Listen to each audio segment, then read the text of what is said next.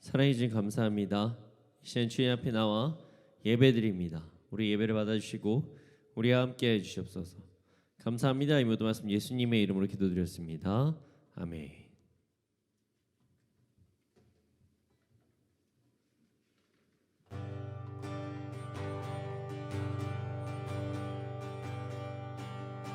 나 주의 믿음 갖고 홀로 걸어도 나 주의 믿음 갖고 실망치 않네. 폭풍 구름 몰아치고 하늘 덮어도 나 주의 믿음 갖고 실망치 않네. 나 주의 믿음 갖고 홀로 걸어도 나 주의 믿음 갖고 실망치 않네. 폭풍 구름 몰아치고 하늘 덮어도 나 주의 믿음 갖고 실망치 않네. 주는 내 친구, 진실한 친구, 끝날까지도 주지하리. 폭풍 구름 몰아치고 하늘 덮어도 나 주의 믿음 갖고 실망치 않네. 나 주의 믿음 갖고 나 주의 믿음 갖고 홀로 걸어도 나 주의 믿음 갖고 실망치 않네. 폭풍 구름 몰아치고 하늘 덮어도 나 주의 믿음 갖고 실망치 않네. 주는 내 친구, 진실한 친구, 끝날까지도 주지하리. 폭풍 구름 몰아치고 하늘 덮어도 나 주의 믿음 갖고 실망치 않네. 나 주의 믿음 갖고 나 주의 믿음 갖고 홀로 걸어도 나 주의 믿음 갖고 실망치 않네. 폭풍 구름 몰아치고 하늘 덮어도 나 주의 믿음 갖고 실망치 않네. 주는 내 친구, 진실한 친구, 끝날까지도 주지하리. 폭풍 구름 몰아치고 하늘 덮어도 나 주의 믿음 갖고 실망치 않네. 주의 인자심이 생명보다 나음으로 하심이 생명보다 나음으로 내 입술은 주의 인자심이 생명보다 나음으로 내 입술은 주를 찬양. 주의 인자심이 생명보다 나음으로 내 입술은 주의 인자심이 생명보다 나음으로 내 입술은 주를 찬양. 주의 인자심이 생명보다 나음으로 내 입술은 주 찬양. 이러므로 내 평생에 주를 성축하며 주의 이름으로 인하여 내 손을 들리라.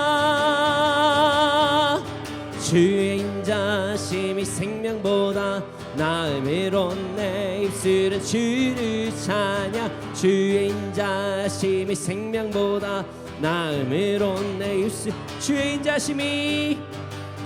인자심이 생명보다 나음으로 내 입술은 주를 찬양. 주의 인자심이 생명보다 나음으로 내 입술. 이러므로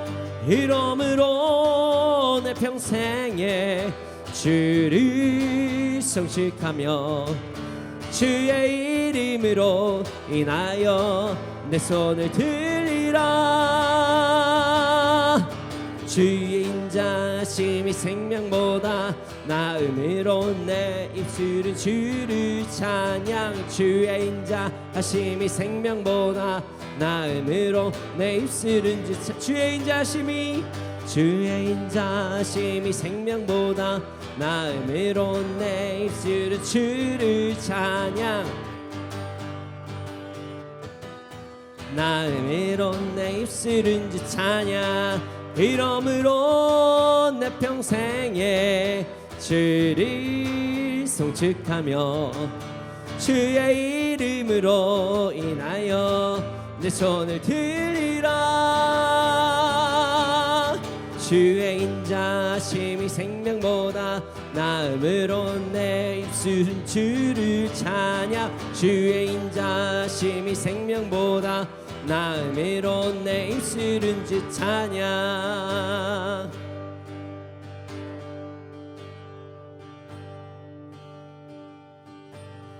아버지 사랑 내가 노래해.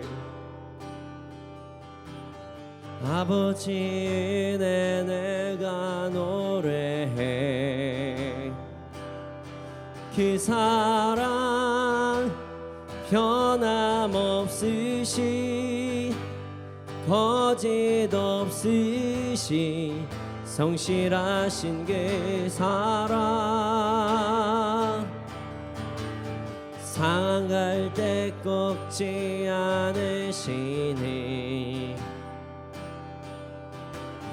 꺼져가는 등불 끄지 않네.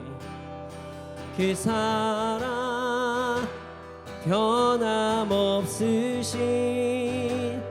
거짓 없으신 성실하신 그 사랑.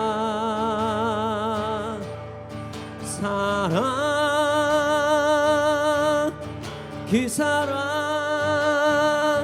나 위해 죽으신 나 위해 다시 사신 예수 그리스도. 다시 오실 그 사랑. 죽음도 생명도 천사도 하늘의 어떤 권세도 깨낼 수 없는 영원한 그 사랑. 예수 아버지 사랑. 아버지 사랑 내가 노래해. 아버지 은혜 내가 노래해. 그 사랑 변함없으신 거짓 없으신 성실하신 그 사랑. 상한 갈 때 꺾지 않으시니 꺼져가는 등불 끄지 않네. 그 사랑 변함없으신 거짓 없으신 성실하신 그 사랑.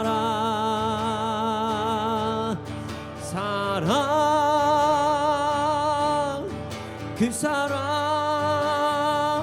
나 위해 죽으신 날 위해 다시 사신 예수 그리스도. 다시 오실 그 사랑. 죽음도 생명도 천사도 하늘의 어떤 권세도 끊을 수 없는 영원한 그 사랑에 다시 한번 고백하겠습니다. 아버지 사랑, 아버지 사랑 내가 노래해. 아버지 내가 노래해. 그 사랑 변함없으신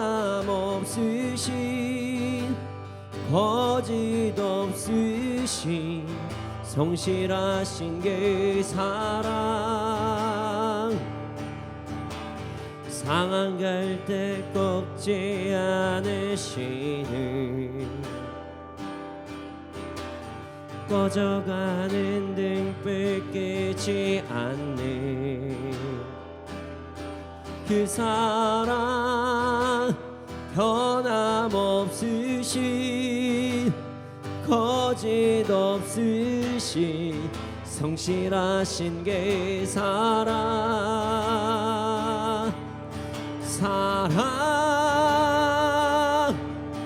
그 사랑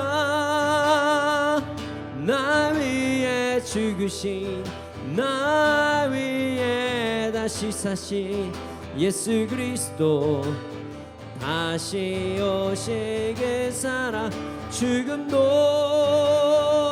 생명도 천사도 하늘의 어떤 권세도 끊을 수 없는 영원한 그 사랑 예수 그 사랑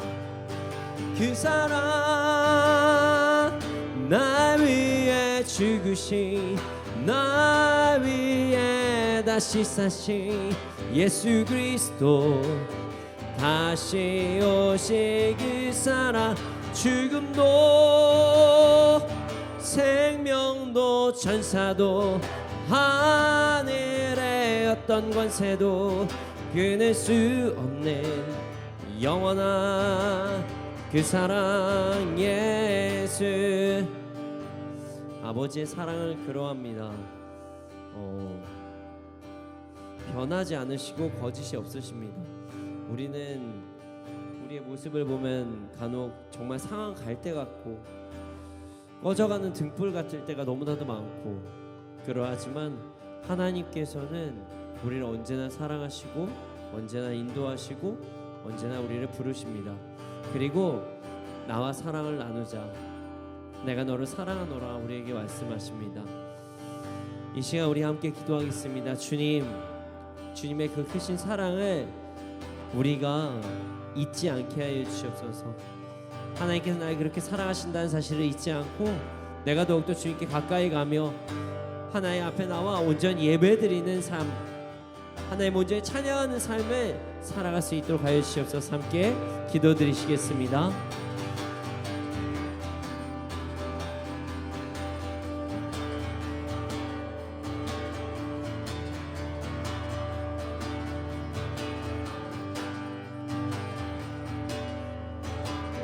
죽으신 날 위해 다시 사신 예수 그리스도 다시 오실 그 사랑 죽음도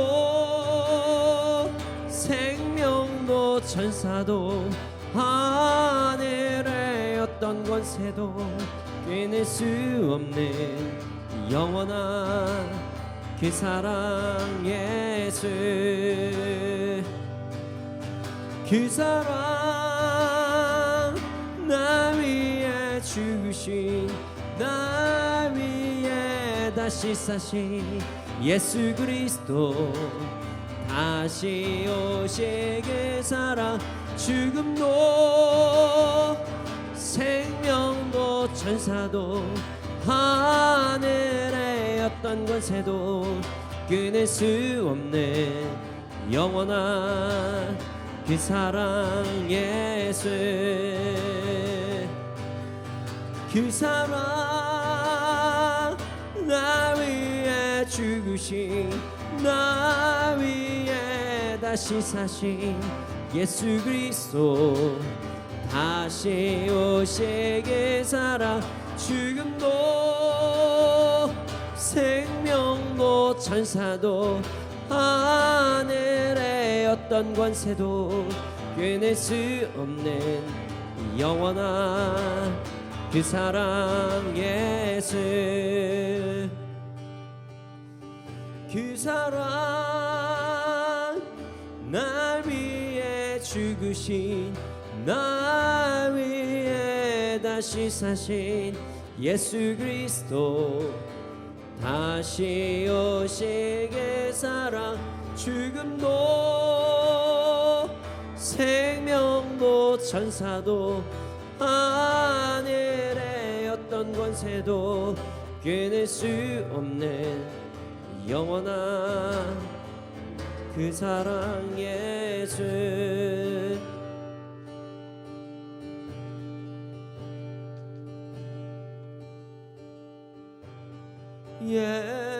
예수 사랑합니다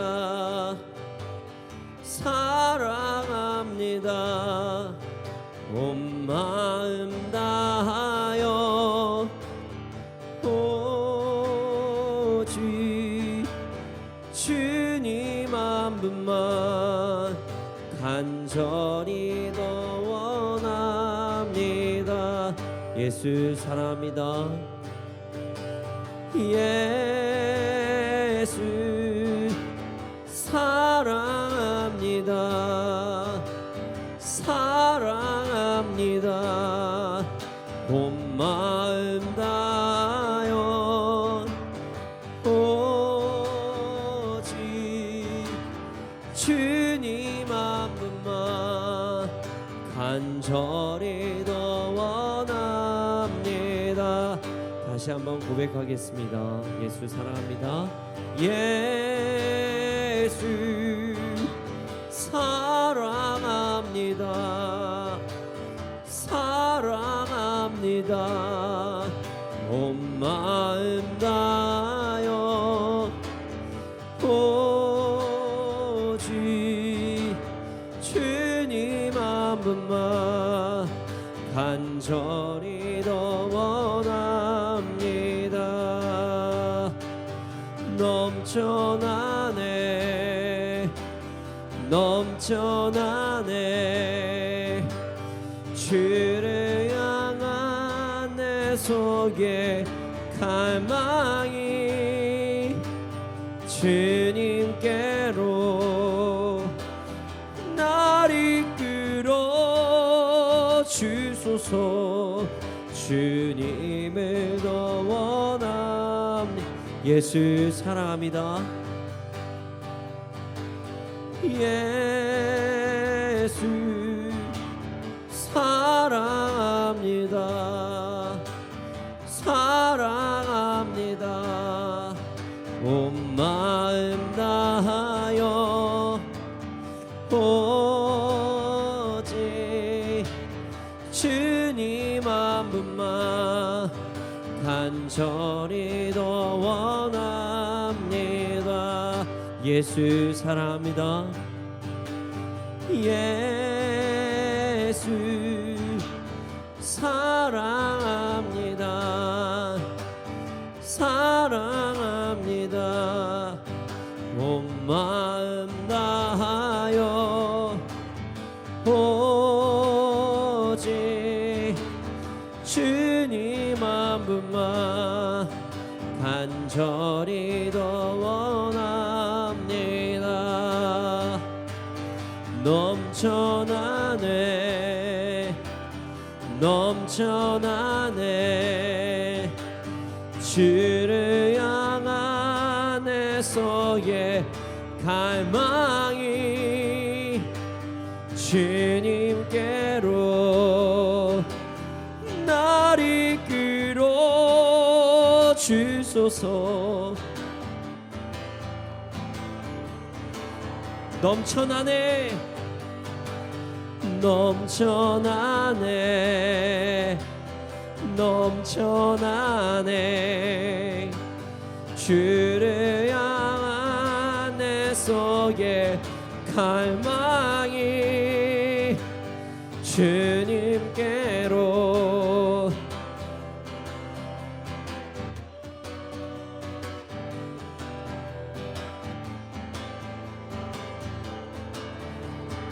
넘쳐나네 넘쳐나네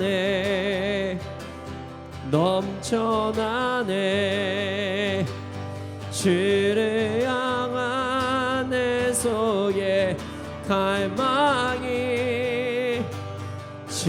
주님께로 날 이끌어 주소서 주님을 더 원합니다. 넘쳐나네 넘쳐나네 주를 향한 내 속에 갈망이 주님께로 날 이끌어 주소서 주님을 더 원합니다.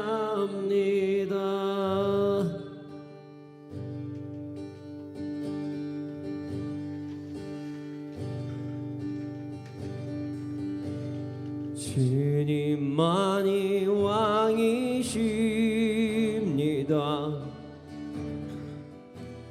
주님만이 왕이십니다.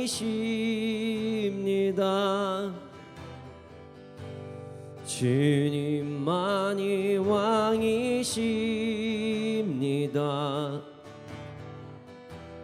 주님만이 왕이십니다. 내 삶에 내 삶에 내 삶에 내 삶에 내 삶에 내 삶에 내 삶에 내 삶에 주님만이 왕이십니다. 주님만이 왕이십니다.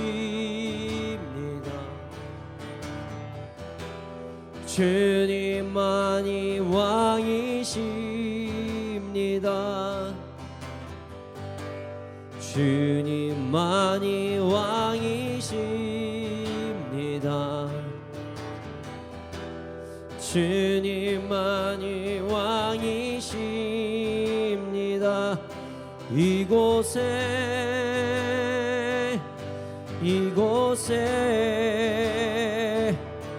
이곳에 이곳에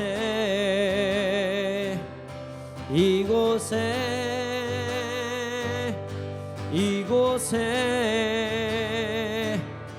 이곳에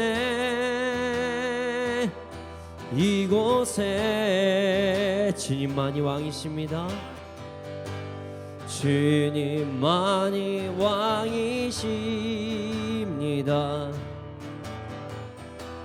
주님만이 왕이십니다. 주님만이 왕이십니다. 주님만이 왕이십니다. 온 땅에 온 땅에 온 땅에 온 땅에 온 땅에 온 땅에 온 땅에 온 땅에 온 땅에 주님만이 왕이십니다. 주님만이 왕이십니다. 주님만이 왕이십니다.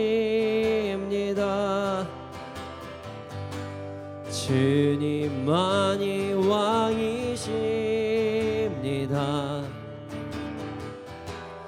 주님만이 왕이시 경배해 경배 경배 경배 경배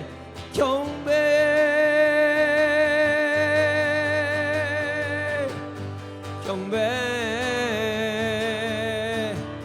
경배 경배 경배 경배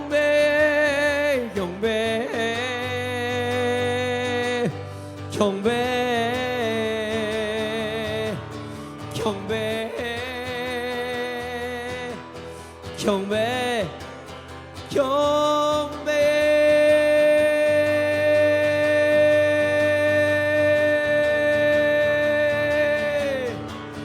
경배 경배 모든 이름 위에 모든 이름 위에 뛰어나신 이름 왕의 왕 예수께 엎드려요 모든 이름 위에 뛰어나신 이름 왕의 왕 예수께 모든 이름 위에 모든 이름 위에 뛰어나신 이름 왕의 왕 예수께 엎드려 모든 뛰어나신 이름 왕의 왕 예수께 엎드려 경배해 경배 경배 경배 경배 경배해 경배해 경배해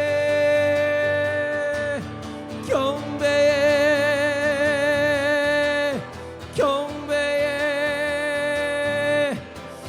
경배해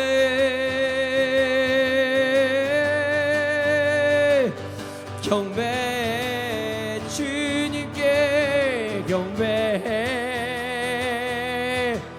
경배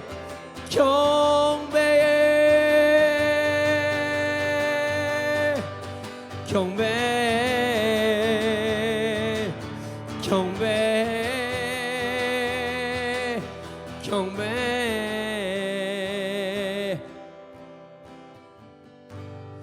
주님만이 왕이십니다.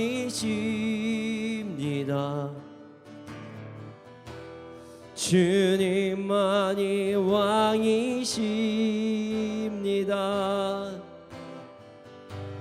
주님만이 왕이십니다. 주님만이 왕이십니다.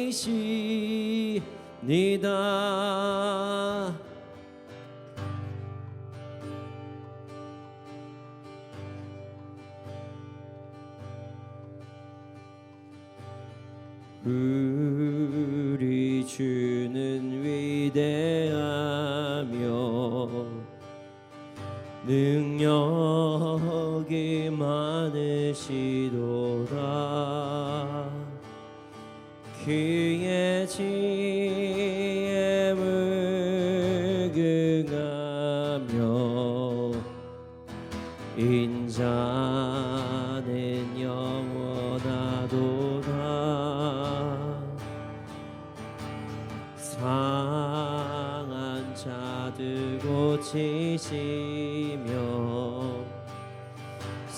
상처를 싸매시도다. 별들의 수를 세시며 이름을 붙이셨도다.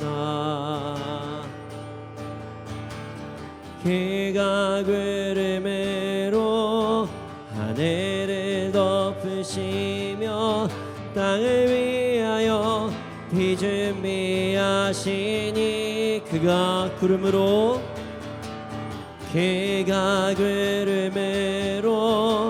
하늘을 덮으시며 땅을 위하여 비 준비하시 그가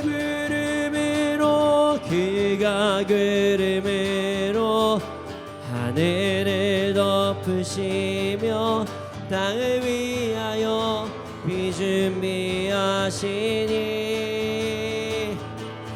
예루살렘아 여호와를 찬송할지어다 내 하나님을 감사함으로 그 앞에 나가며 주임제 앞에 경배. 다시 한번 고백하겠습니다. 우리 주는 위대하십니다. 우리 주는 위대하며 능력이 많으시도다. 그의 지혜물 긍하며 인자는 영원하도다. 상한 자들 고치시며 상처를 싸매시도다. 별들의 수를 세시며 이름을 붙이셨도다. 그가 구름으로 하늘을 덮으시며 땅을 위하여 비 준비하시니 그가 구름으로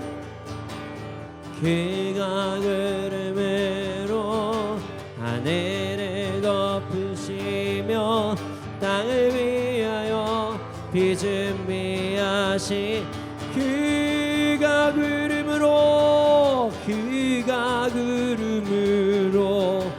하늘을 덮으시며 땅을 위하여 비 준비하시니 예루살렘아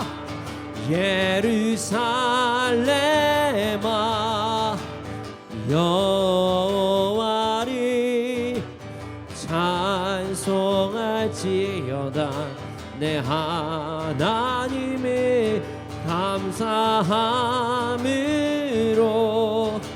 그 앞에 나가며 주임제 앞에 경배.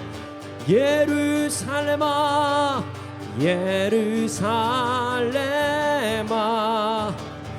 여호와를 찬송할지어다 내 하나님을 감사함으로 그 앞에 나가며 주임제 앞에 예루살렘아 여호와를 찬송할지어다 내 하나님을 감사함으로 그 앞에 나가며 주임제 앞에 경배. 이 시간에 기도하겠습니다. 주님을 경배합니다. 주님을 경배합니다. 주님을 경배합니다. 주님을 찬양합니다. 오늘 드린 예배가 신령과 진정으로 나아가는 예배가 되게 하여 주시옵소서. 함께 기도드리시겠습니다.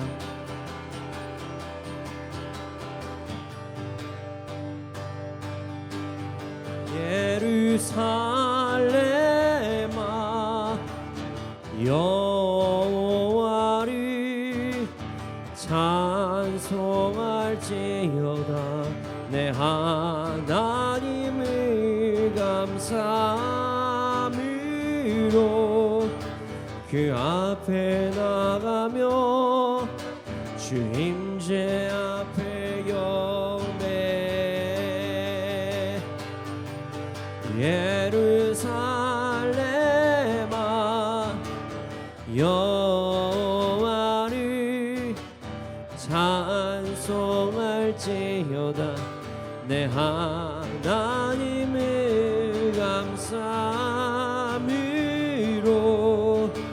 그 앞에 나가며 주 임재 앞에 경배. 예루살렘아 예루살렘아 여호와를 찬송할지어다. 내 하나님을 감사함으로 그 앞에 나가며 주 임재 앞에 경배. 주님을 경배합니다. 주님을 경배합니다. 주님을 경배합니다. 주님을 찬양합니다.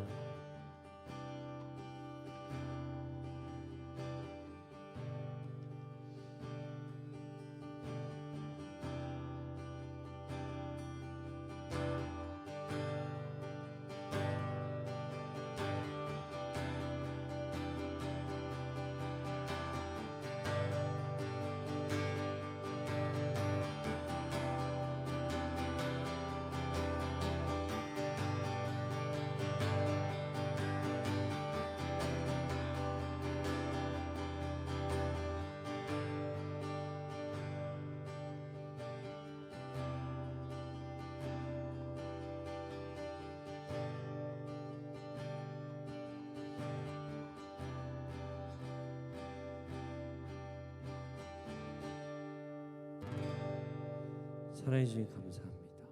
주님을 경배합니다. 우리가 찬양 올려드릴 수 있도록 하심을 감사합니다. 주님, 말씀 시간입니다. 말씀을 통해서 우리의 삶이 변화되게 해주시고 우리를 인도하여 주시옵소서. 감사합니다. 이 모든 말씀 예수님의 이름으로 기도드렸습니다. 아멘.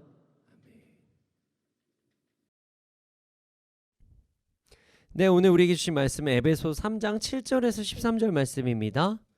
에베소서 3장 7절에서 13절 말씀입니다. 에베소서 3장 7절에서 13절 말씀입니다.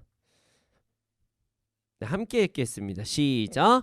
이 복음을 위하여 그의 능력이 역사하시는 대로 내게 주신 하나님의 은혜의 선물을 따라 내가 일꾼이 되었노라. 모든 성도 중에 지극히 작은 자보다 더 작은 나에게 이 은혜를 주신 것은 측량할 수 없는 그리스도의 풍성함을 이방인에게 전하게 하시고 영원부터 만물을 창조하신 하나님 속에 감추어졌던 비밀의 경륜이 어떠한 것을 드러내게 하려 하심이라. 이는 이제 교회로 말미암아 하늘에 있는 통치자들과 권세들에게 하나님의 각종 지혜를 알게 하려 하심이니 곧 영원부터 우리 주 그리스도 예수 안에서 예정하신 뜻대로 하신 것이라. 우리가 그 안에서 그를 믿음으로 말미암아 담대함과 확신을 가지고 하나님께 나아감을 얻느니라. 그러므로 너희에게 구하노니 너희를 위한 나의 여러 환난에 대하여 낙심하지 말라. 이는 너희의 영광이니라. 아멘. 자, 사람들은 나름대로의 어떤 판단 기준을 가지고 살아갑니다. 이런 상황이 되면 뭐 이렇게 해야 된다. 저런 상황이 되면 뭐 저럴 것이다. 이런 상황이면 이렇게 될 것이다. 라는 나름의 판단 기준을 가지고 산다는 이야기입니다. 그런데 말이죠. 이런 판단 기준이 만약에 잘못된 판단 기준이었다면 문제가 생길 때가 있습니다. 예를 들어서 이럴 수가 있죠. 만약 어떤 사람이 안경을 낀 사람과 관계가 안 좋게 된 경험이 있었다고 가정을 해보죠. 그래서 어릴 적에 자신과 관계가 좋지 않았던 친구가 안경을 썼었다. 그리고 무서웠던 선생님이 안경을 썼다. 자신에게 고통을 준 직장 상사가 안경을 썼다. 그래서 안경 쓴 사람은 이럴 것이야 라는 생각을 가지고 있다면 문제가 생기겠죠. 그래서 이 사람이 안경을 쓴 사람은 깐깐하고 무섭다. 뭐 이런 판단 기준을 가지게 되면 어떤 일이 발생할까요? 이 사람은 안경 쓴 사람만 보면 불편할 거예요. 저도 아마 불편하실 겁니다. 그리고 안경 쓴 사람은요, 일단 나쁘게 볼 거예요. 그럼 문제가 되겠죠. 안경 쓴 사람 중에서 좋은 사람도 있을 수 있으니까. 그렇습니다. 만약 어떤 사람이 잘못된 판단 기준을 가지고 있다면 그로 인해 인생에 큰 문제가 생길 수가 있다는 것입니다. 심지어 이 판단 기준으로 인해 다른 상황까지도 참 불편한 상황에 처할 때도 있습니다. 그렇습니다. 이렇게 판단의 기준은 매우 중요한 것입니다. 그래서 바른 판단 기준을 가지고 살아가는 것, 바른 판단 기준을 잘 배워야 한다, 뭐 이런 가치관을 배워야 한다, 이런 이야기를 하는 것입니다. 자, 오늘은 여러 가지 판단의 기준이 있을 수 있지만 어떤 한 가지의 판단 기준이 잘못되었다, 이것은 이렇게 해서는 안 된다, 뭐 이런 이야기를 한번 해보고자 합니다. 오늘 말씀을 통해서 바른 판단 기준 중 하나를 알아감으로 이 땅에서 풍성한 삶을 살아가기를 소원합니다. 자, 7절 말씀 함께 읽어보겠습니다. 함께 읽겠습니다. 시작. 이 복음을 위하여 그의 능력이 역사하시는 대로 내게 주신 하나님의 은혜의 선물을 따라 내가 일꾼이 되었노라. 자, 바울은 복음을 위하여 일꾼이 되었습니다. 자, 일꾼이 되었는데 그의 능력이 역사하시는 대로 내게 주신 하나님의 은혜의 선물을 따라 일꾼이 되었다, 이렇게 이야기를 하고 있어요. 이 말씀은 매우 중요한 말씀입니다. 자, 7절 말씀 한 절만으로도 우리는 너무나도 큰 위로를 받을 수 있습니다. 당시에 에베소 교회에게도 매우 큰 힘이 되고 위로가 됐었던 말씀입니다. 자, 이 말씀을 온전히 이해하려면 먼저 여기에서 말하는 이 복음이라는 부분에 대해서 우리가 알아야 됩니다. 여기서 말하는 이 복음은 우리 여러분들이 알고 계시는 구원에 대해서 얘기하는 것이 맞습니다. 일단 복음이라고 하면 우리가 다 알고 있죠. 복음, 구원, 네, 우리가 알고 있습니다. 예수님을 믿음으로써 구원을 얻게 된다는 것, 우리가 공식처럼 잘 알고 있습니다. 이것을 우리가 복음, 이렇게 이야기를 하죠. 그런데 여러분, 사실 이 복음이 그렇게 간단하게 설명되는 부분이 아닙니다. 여러 가지 부분이 있죠. 뭐 과거에는 어떤 일이 있었는데 어떤 과정을 통해서 어떤 결과를 얻게 되었다는 것까지 다 이야기를 하려면, 이 복음에 대해서 쫙 설명을 하려면 설명해야 되는 것이 참 많이 있습니다. 자, 그 중에서 복음의 부분적인 부분을 6절 말씀에 기록이 되어 있습니다. 자, 이방 사람들이 복음을 통해서 그리스도 예수 안에서 유대 사람들과 공동 상속자가 되고 함께 한 몸이 되고 약속을 함께 가지는 자가 되는 것, 이것이 7절의 복음에 대한 이야기입니다. 자, 이 말씀을 좀 더 쉽게 한번 설명을 해보겠습니다. 구약시대 때 구원은 하나님에 대한 믿음, 오실 메시아에 대한 믿음으로써 구원을 얻게 되는 것이었습니다. 그리고 하나님의 말씀, 그 율법을 지키는 것이죠. 이런 믿음을 가지고 살아가는 유대인들이 하나님께서 자신들을 제사장의 나라로 부르신 것을 믿고 하나님의 말씀, 율법을 지켜야 되는 의무를 가지고 살아가는 것, 그래서 믿음으로써 구원을 이루고 말씀을 지키는 삶을 사는 사람들이 유대인들, 하나님의 제사장으로서 부르신 그 백성들이다, 뭐 이렇게 이야기를 할 수가 있죠. 오실 메시아에 대한 믿음을 가지고 나아가는 것이 과거 구약 시대였습니다. 자, 그리고 신약 시대에 오실 메시아가 이 땅에 오셨어요. 그분이 예수 그리스도이십니다. 그들은 이전과 같이 이제는 오실 메시아가 아니라 이제 오신 메시아 예수 그리스도를 믿음으로써 구원을 얻게 되는 거예요. 똑같은 이야기입니다. 오실 메시아, 오신 메시아 똑같은 분이시니까요. 우리가 그때 구약시대 때도 믿음으로 구원, 신약시대 때도 믿음으로 구원을 얻게 되는 것입니다. 동일하게 믿음으로 우리는 구원을 얻게 되죠. 그래서 말씀을 지키면서 살아가면 되는 것, 이렇게 되는 것입니다. 그런데 여기에서 추가가 되는 부분이 생겼습니다. 어떤 부분? 혜택이 좀 더 생겼는데요. 무엇이냐면 예수님께서 우리의 죄를 위하여 죽으시고 다시 사심으로 우리의 죄를 대신 지시게 되셨어요. 그래서 휘장이 찢어졌습니다. 자, 휘장이 찢어져서 특별한 민족만이 하나님께 나아가는 것이 아니라 예수님을 믿는 모든 자들이 하나님의 백성이자 제사장이자 선지자로 하나님 앞에 나아갈 수 있게 된 것입니다. 그래서 이제는 이방인들도 유대인들의 도움, 구약시대에 어떤 제사장들의 필요가 없이 하나님께 나아갈 수 있게 된 것이에요. 이게 어떤 그 하나님의 백성, 하나님의 제사장의 나라가 확장돼 버린 거죠. 네, 확장된 겁니다.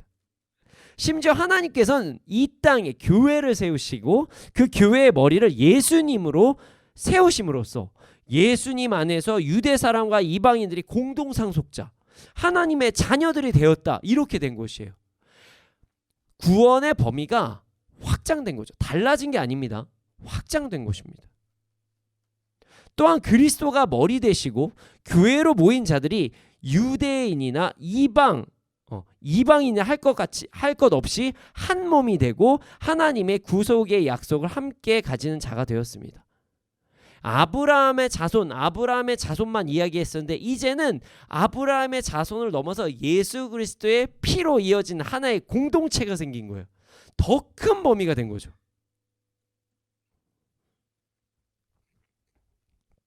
그래서 유대인이나 이방인이나 모두 하나님의 구속하심의 약속을 함께 받는 자가 된 것입니다. 엄청난 말씀이죠.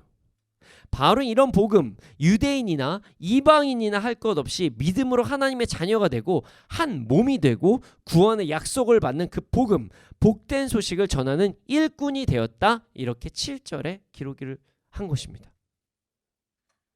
그런데 이런 복음을 전하는 일꾼이 된 것은 뭐라고 이야기하냐면 하나님께서 그분의 능력이 작용하신 대로 또 자신에게 주신 그분의 은혜의 선물을 따른 것이라고 이야기합니다. 이 말씀이 매우 큰 은혜의 말씀이에요. 당시 유대인들은요, 바울이 이렇게 복음을 전했을 때 말씀을 믿지 않았어요. 이방인 그리스도인을 무시했습니다.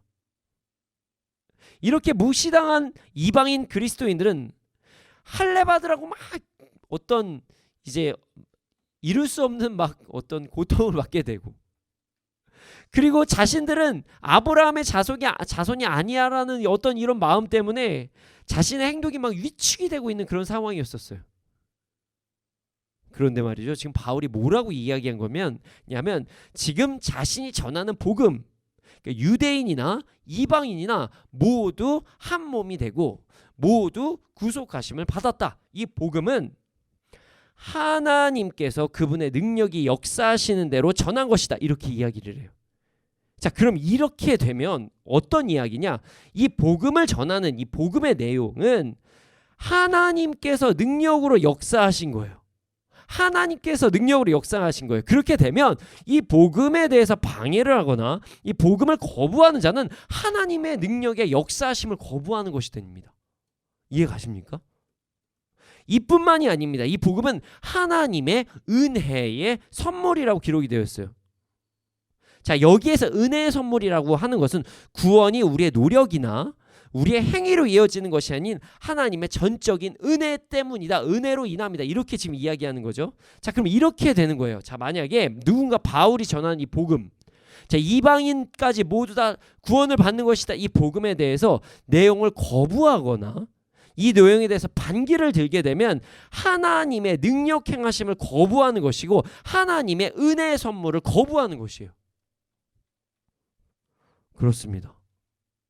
우리가 받은 복음, 하나님의 상속자가 되는 것, 예수님과 한 몸이 되는 것, 이 구원은요 절대로 변화되지 않습니다.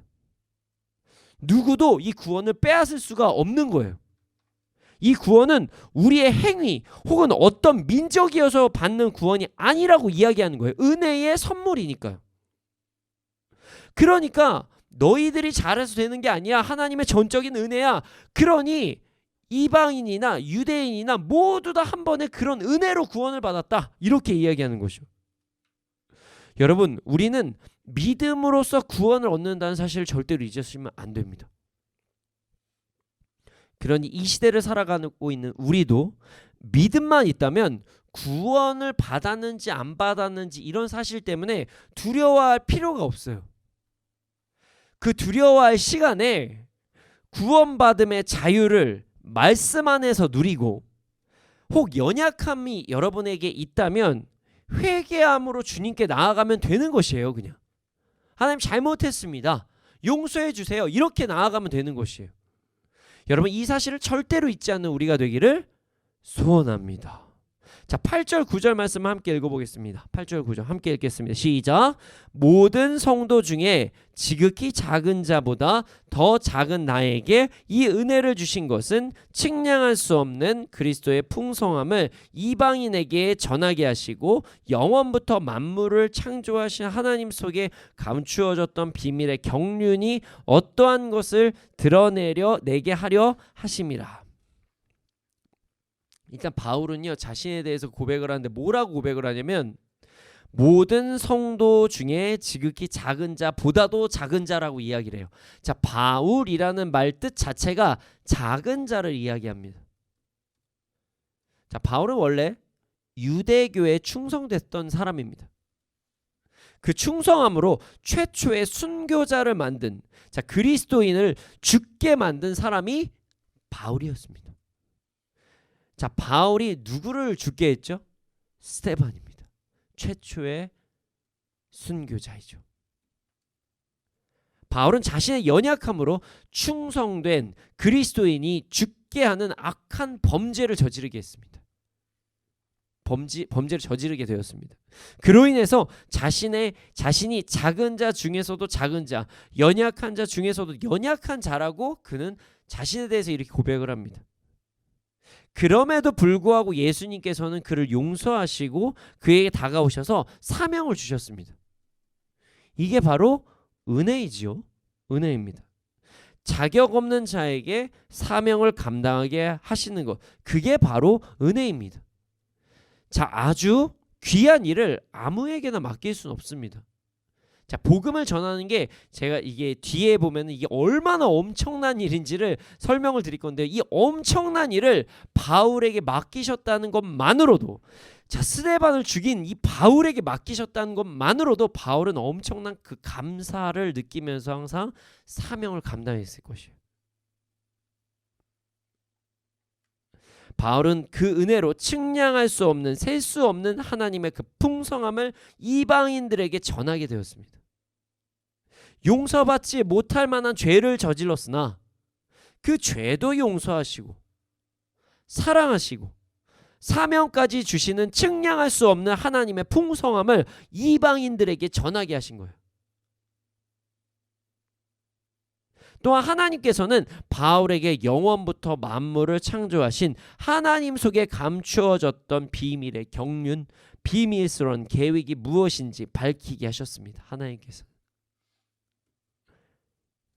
자, 이 비밀스러운 계획은 앞서 설명해드린 오신 메시아 예수 그리스도를 믿음으로 이방인과 유대인이 하나가 되고 한 몸이 되고 함께 구원을 얻게 되는 것을 이야기합니다. 바울은 그래서 이 비밀을 전하는 사명을 받게 되어서 1차, 2차, 3차 전도 여행을 다닌 거죠. 지금 로마에서 가택연금, 그러니까 감옥에 갇혀있는 상황에서도 이 비밀을 편지로 사람들에게 알리고 있는 것입니다. 이 다음 말씀이 여러분 정말 재밌습니다. 자, 10절 말씀을 함께 읽어보겠습니다. 10절입니다. 함께 읽겠습니다. 시작. 이는 이제 교회로 말미암아 하늘에 있는 통치자들과 권세들에게 하나님의 각종 지혜를 알게 하려 하심이니. 자, 이 비밀이요. 이 말씀 얼마나 재밌는 말씀이냐면, 자, 이 비밀이 얼마나 대단한 비밀이었냐면 하늘에 있는 통치자들과 권세들도 몰라서 이제 교회를 통해서 하게 하셨다. 뭐 이렇게 이야기를 하고 있는 거예요. 자, 이게 좀 아이러니하지 않나요? 제가 이 말씀에 대해서 이제 이야기를 하면 꼭 이게 질문이 나오는 부분이 있어요. 누가 이렇게 생각하실 수 있어요. 어떻게 이런 놀라운 사실, 그러니까 예수님의 죽으심과 부활, 그리고 휘장의 찢어짐, 예수님을 통해서 유대인과 이방인 모두가 구원을 얻게 되고 이 땅에 교회가 세워지는 세우는 것이 하늘에 있는 통치자들과 권세자들이 어떻게 모를 수가 있냐. 천사들이 분명히 여기에서 어떤 일들을 감당했을 텐데 이게 무슨 말이냐. 놀라운 사실이 이미 다 이루어진 후에 이 진리를 누리는 교회를 통해서 하늘에 있는 통치자들과 권세자들이 뒤늦게 알게 됐다는 것 자체가 논리적으로 말이 안 된다. 하나님께서는 도대체 그러면 왜 교회를 통해서 행하셨고 왜 천사들에게 왜 이 사실을 안 알리셨냐. 하나님께서는 일을 하실 때 천사들을 통해서 일하시는데 이건 뭔가 이상하지 않냐. 왜 교회를 통해서 이루시냐? 이런 질문이 간혹 나오게 됩니다. 근데 여기에서 충분히 해답될 부분이 있습니다. 여기서 말하는 하늘에 있는 통치자들과 권세자들은요, 천사들뿐만이 아니라 악한 영들까지도 포함이 되는 거예요. 자, 그러니까 예수님의 구속 사건과 구원의 비밀, 교회가 세워지는 것은 천국에서도 매우 극비 상황이 될 수밖에 없는 거예요. 이해가 되십니까? 만약에 하늘에 있는 통치자들과 권세자들이 이 사실을 알았다면 사탄이 예수님을 죽게 그냥 둘까요? 아니라는 거예요. 사단의 꼬임에 넘어가서 유다가 예수님을 죽이게 고발을 했죠. 고발이라고 그래야 되나요? 예수님 팔았잖아요. 근데 사단이 이런 비밀의 그 경로를 알았다면 가룟 유다를 꼬임에 넘어가게 했을까요? 아니에요. 대제사장이 유혹에 넘어가게 했을까요? 아니에요. 유대인은 미혹하지 않았겠죠. 그러면 안 되니까. 예수님이 죽으시면은 자기가 머리가 아예 더 상하고 머리가 짓밟힌다는 걸 알았다면 절대로 그렇게 못하겠겠죠. 죽으시면 안 되는 거예요, 사단 입장에선. 그러니 이런 놀라운 사건이 오히려 교회를 통해서 그 하늘의 주관자, 어떤 정사 권세들이 알게 되는 게 지극히 정상적인 이야기인 거죠. 그러니까 지금으로 따지면 이렇게 되는 거예요. 완전 국정원 요원들 같은 아주 그냥 아주 시크릿한 멤버들, 막 한 가브리엘 수준 정도. 잘 모르겠습니다. 가브리엘도 알았는지 안 했는지 뭐 잘 모르겠고요. 아주 하나님께서는 왜 이렇게 하시는지 모르겠지만 하나님께서 이유는 가르쳐 주시지 않되 천사들은 순종해서 어떤 일들을 각자 해내갔던 것이죠. 결국 알고 보니 와, 예수님께서 부활하셨네. 야, 이거 대단한 일이네. 이렇게 천사들도 나중에 한 것이고 악한 것들도 나중에 알게 된 것이에요. 그래서 베드로전서 1장 12절에 구원에 대한 부분은 천사도 살펴보려고 한다. 이렇게 기록이 된 거예요. 여러분, 그들도 몰랐던 복음의 비밀이 교회를 통해서 전달되고 있으니 얼마나 궁금하겠습니까? 이거 뭐야? 하나님 이렇게 하셨어. 천사들도 이렇게 생각한 거죠. 여러분, 이 구원에 대한 하나님의 계획은요, 엄청나게 비밀스러웠고 대단하고 놀라운 사건이에요. 우리는 지금 이런 크고 놀랍고 엄청난 계획 아래에 이루어진 사탄이 통탄을 하는 하나님의 그 완벽한 계획으로 이루어진 구원사역, 그 복음을 누리면서 살아가는 거예요. 여러분 진짜 엄청난 걸 누리시면서 지금 살아가고 계시는 거예요. 여러분, 복음의 스케일이 정말 대단하지 않나요? 저는 이 말씀을 연구하면서 보면, 야, 이거는 웬만한 뭐 CIA, 뭐 FBI, 뭐 국정원 다 해도 이 정도까지 전략을 짜는 거는 없을 텐데, 와, 하나님 우리 정말 사랑하시는구나. 이렇게까지 사랑하셔서 야, 이 천사가 흠모할 정도, 이게 이 말이구나. 이 말을 나중에 깨달았어요. 여러분, 구원을 받았다는 이 하나님의 구원은요, 엄청난 하나님의 사랑의 증거입니다. 스케일이 장난이 아니에요. 우리 정말 복음을 제대로 누리며 살아갑시다.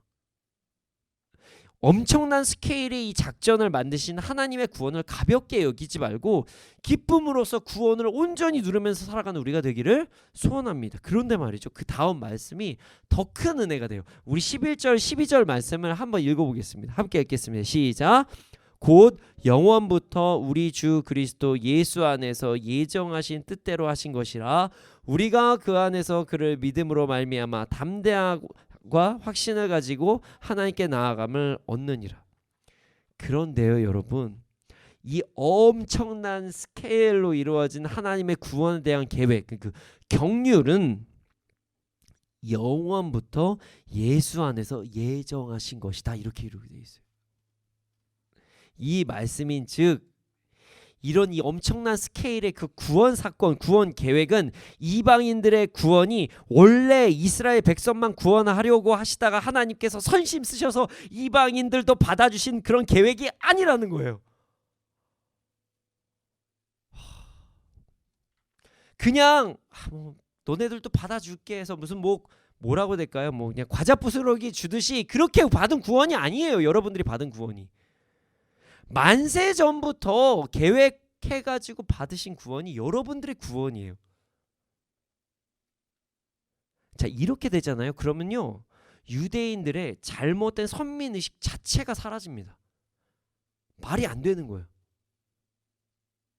유대인들이 이방인들을 하대할 수가 없어요.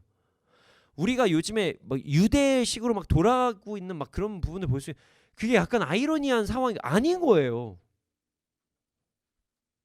어느 정도의 그들의 전통을 존중하고 이런 거는 저도 존중합니다.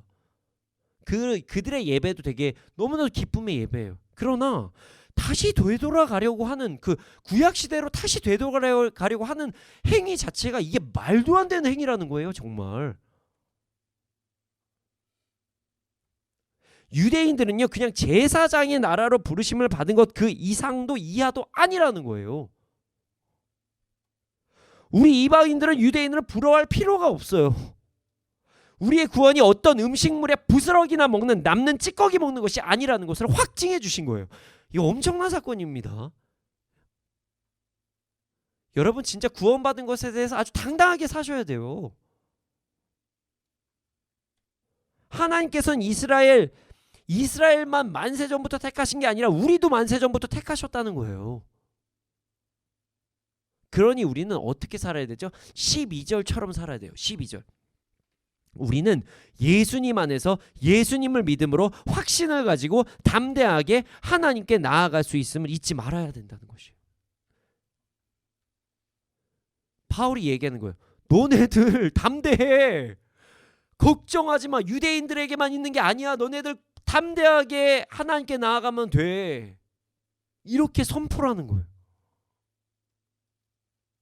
우리는 예수님 안에서 예수님을 믿음으로 확신을 가지고 담대하게 하나님께 나아갈 수 있음을 잊지 말아야 됩니다.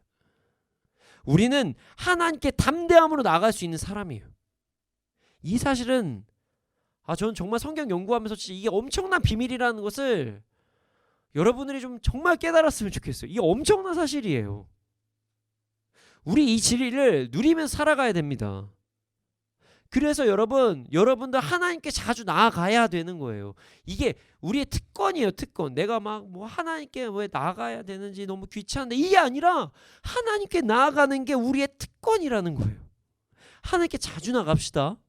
하나님과 자주 교제합시다. 하나님과 자주 소통합시다. 이게요, 여러분 특권이에요. 특권. 이 특권을 온전히 누리는 삶을 살아가는 우리가 되기를 소원합니다. 그리고 마지막에 바울은 매우 중요한 이야기를 합니다. 자, 13절 말씀을 함께 읽겠습니다. 함께 읽겠습니다. 시작. 그러므로 너희에게 구하노니 너희를 위한 나의 여러 환난에 대하여 낙심하지 말라. 이는 너희의 영광이니라. 바울은요, 지금 로마에서 가택연금을 당하고 있는 상황이었어요. 그러니까 뭐 쉽게 얘기하면 감옥에 갇힌 상황이에요. 이게 뭐 사람들도 좀 만날 수는 있고 편지도 보낼 수는 있지만 어쨌든 지금 그 뭐라 그래야 될까요? 이제 거주 이전이 불가능한 상황이에요. 그래서 에베소서를 뭐라고 이야기하냐면 옥중서신이라고 이야기를 합니다. 감옥에 갇혀 있을 때 쓴 편지. 감옥에 있는 바울이 이방인 그리스도인들에게 13절과 같이 이야기를 하는 거예요. 당신들에게 진짜 부탁합니다. 당신들을 위한 나의 환난에 대해서 낙심하지 마십시오. 바울은요, 지금 이방인들에게 복음을 전하다가 감옥에 갇히게 된 거예요. 그래서 많은 이방인들이 이 사실로 인해 가슴 아파했어요. 그리고 가슴 아픈 것을 넘어서 낙심한 사람들도 많이 있었습니다. 반대로 유대인들은요, 이 사실을 매우 기뻐했어요. 바울은 이런 상황을 인지하고 에베소 교회의 이방인 그리스도인들이 자신의 이런 상황으로 인해 낙심하지 말아야 한다고 선포한 것입니다. 이 환난은 그냥 환난이다. 그냥 환난이다. 환난 그 이상도 이하도 아니고 자신이 전한 복음은 이방인들에게 영광이 되는 것이다. 이렇게 선포한 거예요. 바울이 그 복음을 전하면서 끝에 이런 이야기를 한 이유가 명백합니다. 근거가 있어요. 당시에는 어떤 분위기였냐면요. 당시 사회에서 문제가 생기잖아요. 그러면 하나님의 뜻이 아닐 수도 있다는 사상이 팽배했어요. 뭐 여러분들이 그 쉽게 성경에서 어떤 예가 있는데요. 이 예를 한번 들어보겠습니다. 어떤 사람이 예수님께 병든 사람들을 이야기하면서 이 사람의 병이 그 사람의 죄 혹은 부모의 죄 때문이니까 이렇게 물어보는 장면이 나와요. 그때 예수님께서는 이 사람의 병이 하나님의 영광을 위해서라고 말씀하시고 그 사람의 병을 고치시는 장면이 성경에 기록되어 있습니다. 그렇습니다. 당시에요, 많은 사람들이 세상에서 좋지 않은 일이 발생하잖아요. 그럼 신이 노해서 신의 뜻이 아니어서 일어난 일이라고 생각하는 부분들이 많이 있었어요. 그런 시대적 상황에서 바울이 이방인들에게 복음을 전하다가 감옥에 갇혔어요. 그럼 많은 이방인 그리스도인들은 이 상황 자체를 보면서 내가 지금 받아들인 복음이 잘못된 건가? 의심하고 낙심을 할 수가 있고요. 이방인 그리스도인들을 핍박하던 유대인들은요, 기쁨의 환호성을 부르는 거예요. 것 봐, 하나님께서 기뻐하신 게 아니었어.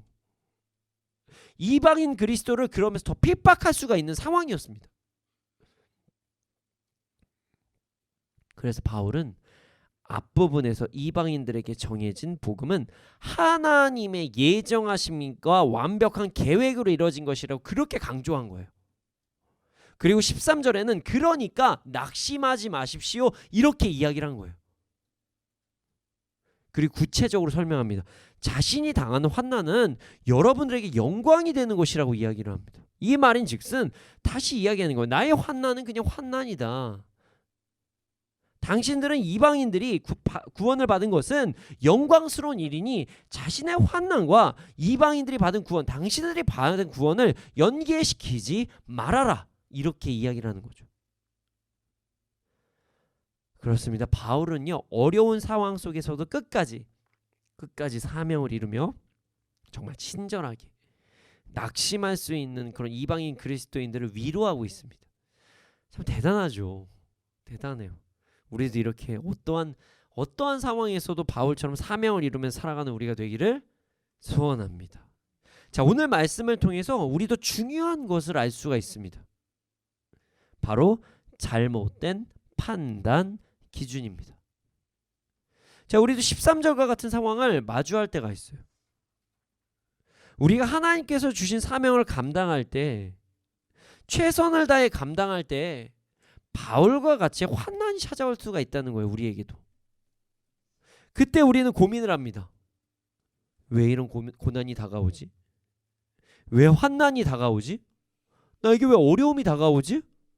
여기서 멈추라는 건가? 하나님의 뜻이 아닌가? 이런 고민을 할 때가 참 많이 있어요. 반대로 이런 생각도 있어요. 세상에서 자신이 생각되는 대로 일이 잘 막 풀리는 것 같고 진행되는 것 같고 많은 것을 얻고 돈도 많이 벌어지고 승진도 하고 권력도 얻고 소위 세상에서 말하는 잘 나가는 삶을 막 살아가는 것 같잖아요. 그러면은 자신이 하나님의 뜻대로 살아간다고 착각하는 경우도 있어요. 여러분, 이 두 생각은 모두 잘못된 생각입니다. 물론 하나님께서 우리가 잘못했을 때 징계를 주심으로써 우리에게 하나님의 뜻을 알리실 때도 있습니다. 물론 하나님께서 우리가 잘 살고 있어서 이 땅에서도 여러 가지를 누리게 하실 때도 있다는 거예요. 그러나 잊지 말아야 될 사실이 있습니다. 이 땅에서의 결과로 진리의 여부를 판단해서는 안 된다는 거예요. 자, 중요합니다. 이 땅에서의 결과로 진리 여부를 판단해서는 안 된다는 것이에요.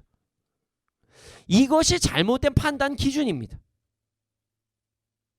우리가 바른 삶을 살아도 환난은 올 수 있습니다. 우리가 바르지 않는 삶을 살아도 세상에서는 잘 될 때도 있어요. 우리의 기준은 이 땅에서의 어떠한 상황으로 이루어지는 것이 아니라 하나님의 말씀으로 이루어져야 된다는 사실을 여러분 절대로 잊지 말아야 합니다. 여러분, 좋은 게 좋은 것이라는 말만큼 위험한 말이 없습니다. 결과가 아무리 좋아 보여도 과정에서 하나님의 말씀에 위반되는 것이 있다면 그것은 매우 잘못된 행동이라는 사실을 절대로 잊지 말아야 합니다. 우리는 모든 판단에 하나님의 말씀을 가지고 판단을 하며 삶을 살아야 합니다. 그냥 괜찮아 보이고 결과가 좋을 것 같으니까 넘어가는 행동을 하지 말아야 됩니다. 만약 바울이 좋아 보이는 결과를 추구했다면 여러분, 그는 로마로 가지 않았을 것입니다. 기억하십니까? 저희 사도행전 할 때 이야기를 했었는데요. 바울이 로마로 가려고 할 때마다 넘어가는 길목마다 예언하는 사람들이 그가 감옥에 갇힐 것이라고 막 예언을 했어요. 막 띠를 풀어가 자기 손을 묶고 막 별행동을 다 했어요. 그럼에도 불구하고 바울은 하나님께서 자신에게 로마로 가라고 명령하셨으니까 가야 한다고 이야기를 했습니다. 이 부분 때문에 많은 크리스찬들이 저에게 질문을 할 때가 있어요. 이해를 못 하셔가지고 저에게 질문하시는 분들이 참 많았습니다. 뭐라고 질문하시냐면요, 아니 목사님, 바울은 왜 자신이 감옥에 간다는 예언을 듣고도 그래서 만류하는 사람들의 말을 무시하면서까지 굳이 바울은 왜 로마로 간 거예요? 자기가 자기 오기로 하나님의 뜻을 거스른 거 아닙니까? 이렇게 저에게 질문하시는 분들이 상당히 많아요. 저는 이 질문에 항상 동일하게 이렇게 대답합니다. 바울은 로마에 가는 것이 맞습니다. 그리고 가서 감옥에 들어가는 것이 맞습니다. 둘 다 틀린 것이 아닙니다. 둘 다 맞은 것입니다. 저에게 이런 질문을 하신 것은 하나님의 뜻이라면 세상에서도 다 잘 될 것이라는 성도님의 착각 때문에 하시는 질문입니다.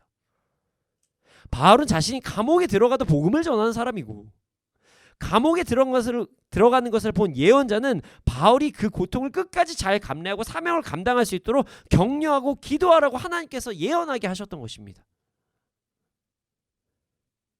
바울이 감옥에 갇힌다는 예언을 한 사람들은 바울이 가지 말라고 해서는 안 되는 것이었습니다. 여러분, 우리는 왜 이 땅에서 잘 되어야지만 하나님의 뜻이라고 착각하면서 살아갈까요? 간단합니다. 천국을 잊고 살아서 그런 겁니다. 천국을 잊고 살아서 이 땅에서 잘 되어야지만 잘 사는 것이라고 착각하는 것이에요. 여러분, 이 땅은 끝이 아닙니다. 우리가 꼭 여기에서만 보상을 받아야 되는 것이 아니라는 거예요. 우리가 순종하며 나아갈 때 하나님의 상급이 이 땅에서 시작이 될 수도 있어요. 그러니까 여기에서 상급을 받으시는 분들이 계실 수도 있어요. 하지만 천국에서 받으시는 분들이 계실 수도 있어요. 그러니까 사람마다 여기에서 받는 게 선하다면 여기에서 받으시는 거고, 천국에서 받으시는 게 선하다면 천국에서 받으시는 거예요. 안 받는 게 아니라, 상급을 안 받는 것이 아니라 여기에서 받는 게 하나님께서 보시기에 그 사람에게 도움이 되겠다면 여기서 받으시는 거고, 천국에서 받으시는 게 더욱더 좋겠다고 하나님께서 판단하셨으면 천국에서 받는 거예요. 우리는 무조건 상급을 받아요. 여러분, 이 땅에서 우리의 인생의 끝이 아니라는 것을 절대로 잊지 말아야 됩니다. 만약 온전히 순종을 하며 사명을 이루며 살아갔음에도 불구하고 이 땅에 상급을 받지 못한다면 천국에 상급이 쌓여 있겠죠. 이 단순한 논리예요. 단순한 논리. 바울의 천국의 상급은 어마무시할 겁니다. 정말 어마무시할 거예요. 만약 이 땅에 상급을 받았다면 또 거기서 또 안주하시지 마시고 더 최선을 다해서 그것을 가지고 사명을 이루면서 천국에서도 더 큰 상급을 받기 위해서 뛰면 되는 것입니다. 이해되십니까? 만약에 이 땅에서 죄로 인해서 징계를 받았다. 이건 감사한 내용이죠. 감사한 거예요. 그런데 이 땅에서 죄로 인해서 징계를 안 받았다. 오히려 더 무서운 거 아닌가요? 우리가 가장 두려워할 것이 무엇인지 아십니까? 유기입니다. 그것만큼 두려운 게 없지 않습니까? 그러니 우리는 이 땅에서의 삶의 결과에 집중하는 것이 아니라 매 순간 진리를 향해 난 나아가고 있는가? 주신 사명에 집중하면서 나는 열심히 나아가고 있는가? 말씀을 따라 살아가고 있는가를 생각하면서 살아가야 된다는 것입니다. 여러분, 더 이상 이 땅에서의 결과, 이 땅에서의 결과만으로 판단을 하면서 삶을 살아가지 않기를 소원합니다. 당장 보여지는 결과에 집중하지 맙시다. 하나님의 말씀의 진리를 따라서 사명에 집중하는 삶을 살아갑시다. 하나님께서는 절대로 우리의 모든 행동 하나, 여러분들이 지금 하셨던 모든 행동 하나를 다 기억하신다는 것을 절대로 잊지 않기를 소원합니다. 그래야 해서 우리 모두 이 땅이 아닌 천국을 바라보며, 이 땅에서도 상급을 받을 수 있죠. 그러나 천국을 바라보면서 말씀을 따라 진리를 지키고 사명을 온전히 이루며 삶을 살아가는 우리가 되기를 소원합니다. 이 시간 함께 찬양하기를 원합니다. 여러분, 끝까지 진리를 따라서 삶을 살아갑시다. 어떤 나의 보여지는 현재의 결과에 인해서 어떤 것들을 결정하는 것이 아니라 진리를 따라서 살아가는 삶을 살기를 소원합니다. 끝까지 사명을 이루면서 살아가는 우리가 되기를 소원합니다. 주님께서 다시 오실 때까지 진리를 따라서 삶을 살아가는, 주님을 다시 만나는 그날까지 진리를 따라 살아가는 우리가 되기를 소원합니다. 우리 모두 함께 찬양하면서 바른 기준으로 삶을 살아가며 이 땅의 사명을 온전히 이루며 나아가는 우리가 되기를 소원합니다. 이 시간 함께 찬양하겠습니다.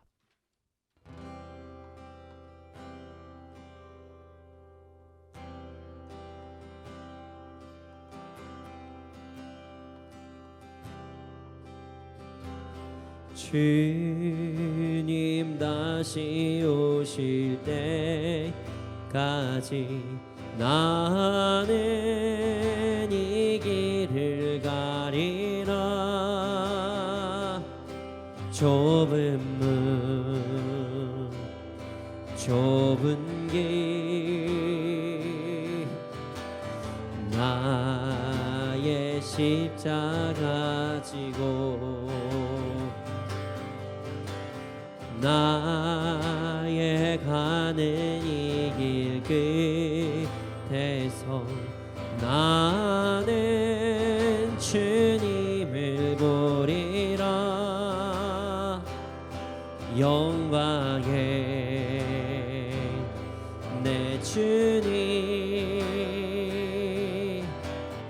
나를 맞아주. 주님 다시 오실 때까지, 주님 다시 오실 때까지 나는 이 길을 가리라. 좁은 문 좁은 길 나의 십자가 지고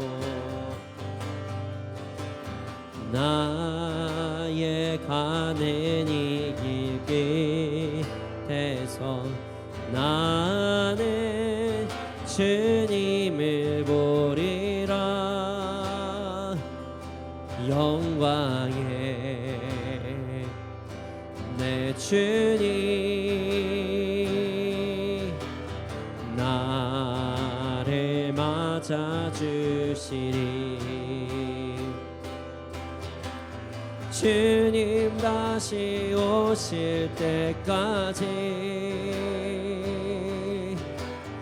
나는 일어나 달려가리라. 주의 영광 온 땅 덮을 때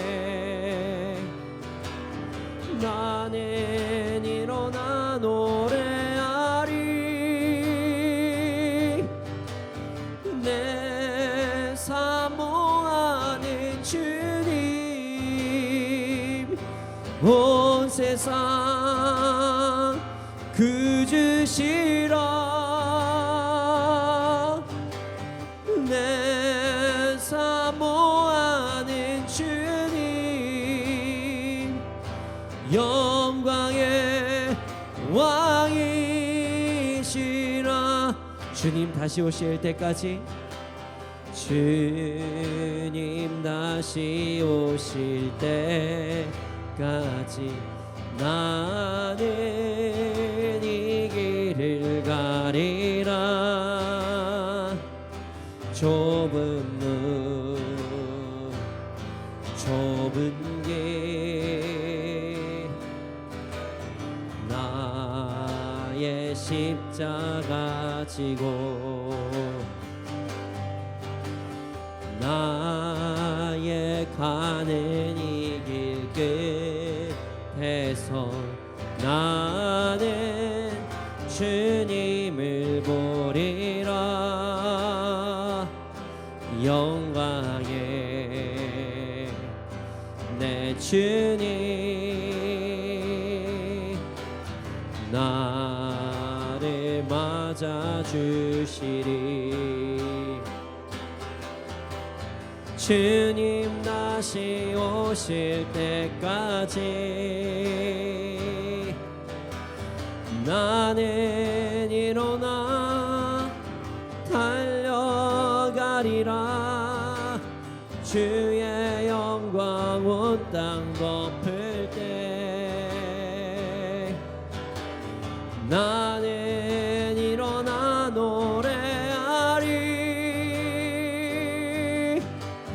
내 사모하는 주님 온 세상 그주시라. 내 사모하는 주님 영광의 왕이시. 내 사모하는 내 사모하는 주님 온 세상 그주시라. 내 사모하는 주님 영광의 왕이시라. 주님 우리가 이 땅에서의 결과에 집중하지 않게 하여 주시옵소서. 말씀 진리를 따라 사명을 온전히 이루며 천국을 기대하며 삶을 살아가게 하여 주시옵소서. 그래야 주님 만나는 그날 착하고 충성된 종이었다는 칭찬을 받는 자가 되게 하여 주시옵소서. 함께 기도드리시겠습니다.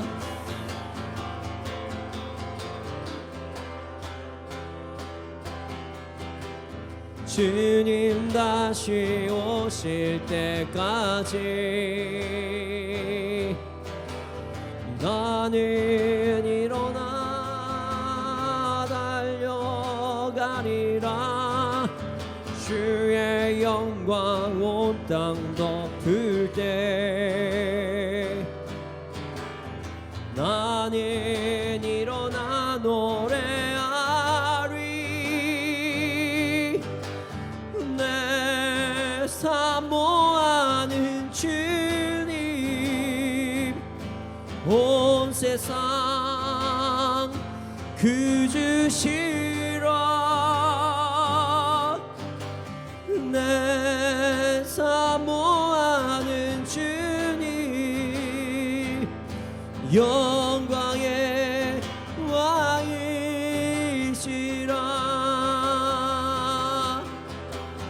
내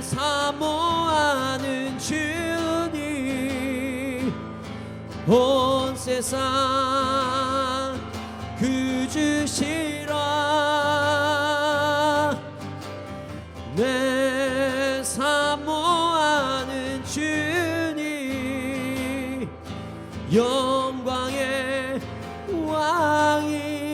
왕이시라. 주님, 우리가 이 땅에서의 결과에 집중하지 않으며 살아갈 수 있도록 하여 주시옵소서. 우리가 선택하는 모든 기준에 이것이 진리인지 진리가 아닌지 하나님의 말씀에 속한 것인지 아닌지에 따라서 결정하는 삶을 살게 하여 주시옵소서. 그래서 아버지 하나님, 주님을 다시 만나는 그날 착하고 충성된 종이었다고 말씀을 듣는 그런 삶을 살아가게 해 주시옵소서. 그러나 우린 연약하여서 가끔은 안목의 정욕, 아버지 보여지는 것들, 좋아 보이는 결과에 집중할 때가 있습니다. 우리에게 믿음을 주셔서 그때마다 우리에게 말씀하여 주셔서 우리는 또 그것을 듣고 주님의 길을 선택할 수 있도록 하여 주시옵소서. 감사합니다. 그렇게 될 줄로 믿습니다. 이 모든 말씀 예수님의 이름으로 기도드렸습니다. 아멘. 지금 드려진 예물이 있습니다. 이 예물이 쓰여진 곳곳마다 30배, 60배, 100배 열매가 일어날 수 있도록 하여 주시옵소서. 지금은 우리 구주 예수 그리스도의 은혜와 하나님의 크신 사랑과 성령님의 감화 감동하신 그 역사하심이 언제나 어느 때나 진리를 따라 선택하며 삶을 살아가는 자들의 머리 위에 이 나라 이 민족 가운데 지금부터 영원토록 함께 있을지어다. 아멘.